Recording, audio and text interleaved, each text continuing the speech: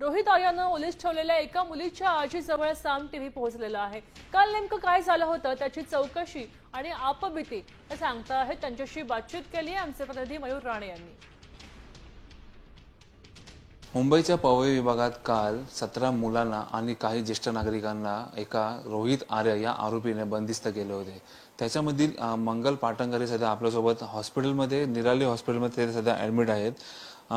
ताई काय सांगाल, तुम्ही थेट कोल्हापूरवरून इकडे आला होता, त्यांनी ऑडिशनच्या नावाखाली तुम्हाला बोलून घेतलं होतं, तुमची नात देखील होती, नक्की काय सगळा प्रकार घडला? तुम्ही इथे ऑडिशनला तुम्हाला इथे बोललं होतं, नक्की काय?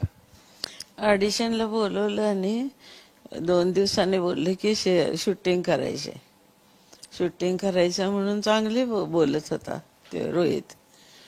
आणि काल काय केलं त्याने, वेगळाच प्रकार केला। आम्हाला सगळ्यांना एका रूम मध्ये ठेवलं, म्हणलं आम्ही ऑडिशन हे करते, शूटिंग करणार आहे, म्हणजे आई वडिलांचं शूटिंग करणार आहे, म्हणजे मुलांना पकडलं हे रडतेत असं शूटिंग करायचं बोलला। तुम्हाला ऑडिशनच्या नावाखाली इथे बोललो, तुम्ही कुठून ऑडिशनच्या आला होतात, कुठून राहायला कुठे तुम्ही ऑडिशनला कुठून आला होतात आणि तुम्ही कोणाच्या मार्फत इथे ऑडिशनला आला होतात? शाळेतर्फे।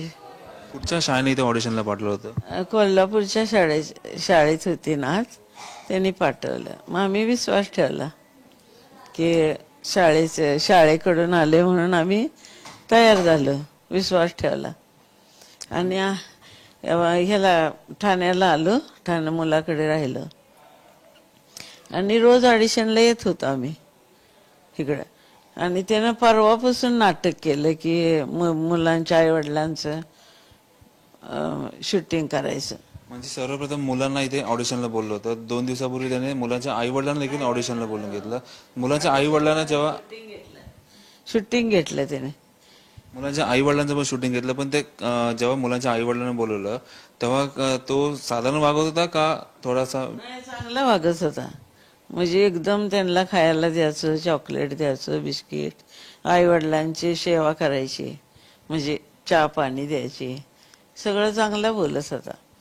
आणि आम्हाला हॉलमध्ये पण बसवलेलं रोज, आणि काल कुणालाही ठेवलं नाही त्याने हॉलमध्ये। काल जो प्रकार घडला, तुम्ही तेव्हा थेट तुम्ही आतमध्ये हॉलमध्येच होता, नक्की रोहित आर्याने नक्की काय म्हणजे कशा प्रकारे बंदिस्त केलं, नक्की काय केलं, तुम्ही होता समोर, काय सांगाल? आजी तुम्ही आणि मुलं एका रूम मध्ये बसा म्हणला, मला बाहेर बसू नका। सगळे रोज बाहेर बसायचे, तर सगळ्यांना एका रूम मध्ये आतमध्ये पाठवलं आणि आई वडिलांना पाठवलं की बाहेर तुमचं शूटिंग घ्यायचं आहे। आणि गेटला ना त्यानं लॉक केलं, 2 लॉक लावले शटरला, आणि मुलांना आणि मला ठेवलं त्या रूम मध्ये। म्हणजे तुम्हाला आणि मुलांना एका रूम मध्ये बंदिस्त केलं। त्याच्यानंतर तुम्ही कशा प्रकारे बाहेरच्या लोकांशी संवाद साधला तुम्ही, म्हणजे आरडाओरड केली, जर पोलीस आले? आम्हाला माहित नव्हतं, मग काय मुलं ना वरती नेले त्याने, शूटिंग करायचे म्हणून वरती शूटिंग आहे चला, असं लपून लपून पळायचं, असं करत करत पहिल्या माळ्यावर घेऊन गेला। मग थोडी मुलं राहिली ना, मग आले आणि मला म्हटले की तुम्ही आजी जावा वरती, थोडी राहिली होती, किती 8 मुलं राहिली होती, त्यांना घेऊन मी वर गेले, मला की पाठवलं वरती त्याने। आणि मग ते एका रूम मध्ये बसलो आम्ही, बराच वेळ बसलो, आणि खालून ना आई वडिलांचा रडायचा आवाज आला, असे लोळत होते, कोण कोण बेशुद्ध पडले, असे मुलांच्या आई वडिलांचं चाललंय। म्हणजे तुम्ही जेव्हा आतमध्ये होता तेव्हा हा सगळा प्रकार खाली घडत होता। मग आता त्याच्यानंतर जेव्हा पोलीस किंवा क्राईम ब्रांचची मुंबईची टीम तिथे दाखल झाली, तेव्हा नक्की आतला प्रकार काय घडला, तुम्ही बघितलं का? आतला प्रकार हाच घडला की मुलं रडायला लागले, काय चाललंय, तर मी त्यांना समजवलं नाही। अगोदर मी काय केलं, मुलीला फोन केला, म्हटलं काय चाललंय, सगळे का रडताय तुम्ही, असं माझ्याकडे फोन होता, मी केला मुलीला फोन माझ्या, तर ती बोलली की असे अशी मुलं गायब केले त्याने आणि खंडणी मागते, 1 कोटी द्या असं प्रत्येक मुलाला म्हणते असं। आणि 4 मुलं त्यानं वर घेऊन बसलेला असं सांगितलं मुलीने मला, ते आर्य आहे ना त्याने वर बसलाय असं सांगितलं। आणि मग दुसरा सर द्यायचा, तो एक दाढीवाला होता काळ्याला, तो आला आणि म्हणायचा की चला एक एक मुलाला घेऊन जायचं, ते पण सामील आहे त्याच्यात। म्हणजे एकूण रोहित आर्यसोबत तुमचं म्हणणं असं की अजून काही त्याच्यामध्ये सामील असतील.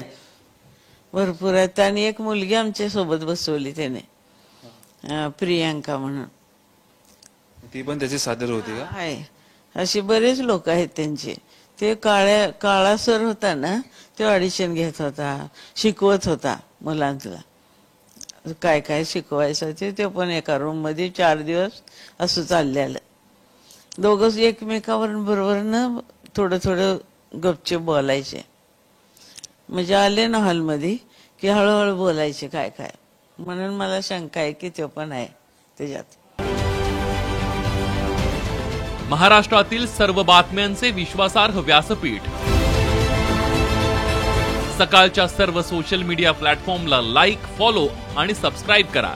तसंच सर्व नोटिफिकेशनसाठी बेल आयकॉन प्रेस करायला विसरू नका.